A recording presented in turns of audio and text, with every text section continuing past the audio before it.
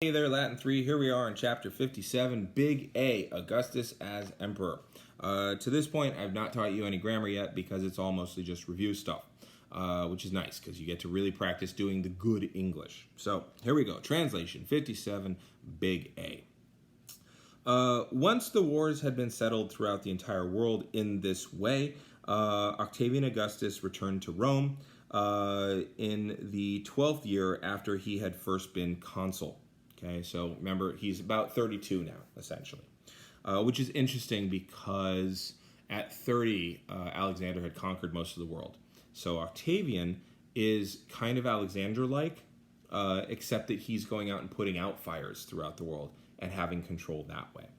From that time, so from the age of 32, he held the state alone for 44 years.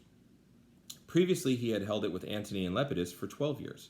So for 12 years, he was part of the triumvirate, and then after that, he's the only one left standing.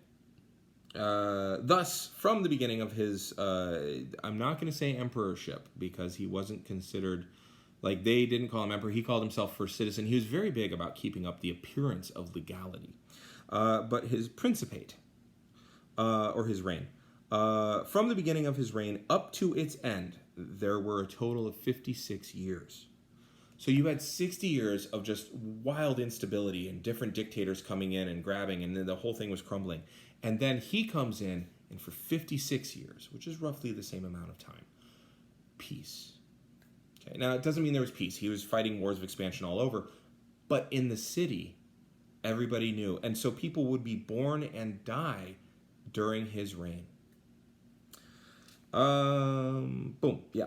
Moreover, he died in his 76th year of a natural death. Now, this is a little weird. Most emperors end up dying because they get murdered.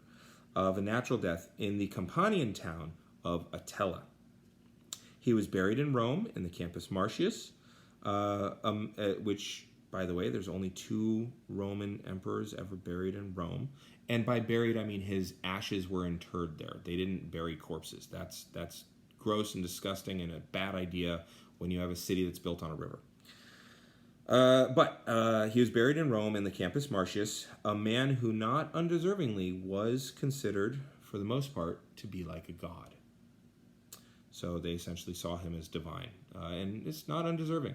Now, fun thing, he was actually buried in the same tomb as Marcellus the Younger. Marcellus is this 19-year-old who died. The myth around Marcellus is quite interesting. You should look into it. For it's not easy to say that anyone was more fortunate than he was in war or more reserved than he was in peacetime. During the 44 years in which he alone held the power, he lived very, properly? Politely, and very generous to everyone, and very loyal to his friends, whom he raised up with such great honors that he almost made them equal to his own greatness. So he took care of everybody and brought them all up. At no time before him did Rome's condition flourish more, did the Roman state flourish more. For in addition to the civil wars, or except for the civil wars, in which he was undefeated, he added to the empire. Now, what you have here is essentially a shopping list. Okay, it's whenever I call on kids to translate this one, they oh god, that's huge, and then they realize it's just a list of places. So he added, let's see, Egypt, Cantabria, Dalmatia, often had been conquered before, but at that time, finally, it was brought under heel. Like, which is funny because it's Rome's a boot. But they were finally brought under control.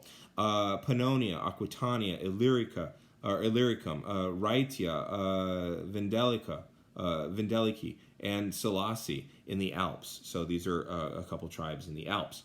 And all of the kingdoms on the shore of the Black Sea, amongst those most noble Panticapaeum and the kingdom of Bosporus.